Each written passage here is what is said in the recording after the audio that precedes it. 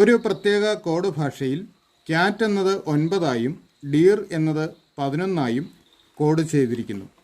എന്നാൽ ഈ കോഡ് ഭാഷയിൽ എലഫൻറ്റ് എന്നത് എങ്ങനെ രേഖപ്പെടുത്തും? ഇവിടെ ക്യാറ്റിന് നൽകിയിരിക്കുന്ന കോഡ് 9, ഡിയർ ഇതിൻ്റെ കോഡ് 11. നമുക്ക് കണ്ടുപിടിക്കേണ്ട എലഫൻറ്റിൻ്റെ കോഡാണ്. അപ്പോൾ ഈ കോഡ് എഴുതിയിരിക്കുന്നത് എങ്ങനെയാണെന്ന് നോക്കാം. ക്യാറ്റിൽ 3 അക്ഷരങ്ങളാണുള്ളത്. അപ്പോൾ ആ 3ൻ്റെ ഇരട്ടി കണ്ടു, അതിനോട് 3 കൂട്ടി. 3ൻ്റെ ഇരട്ടി 6, 6നോട് 3 കൂട്ടിയാൽ 9 ആവും. ഇവിടെ 4 അക്ഷരങ്ങളുണ്ട്. അപ്പോൾ 4ൻ്റെ ഇരട്ടി 4 ഗുണം 2 8 അതിനോട് 3 കൂട്ടിയാൽ 11 കിട്ടും.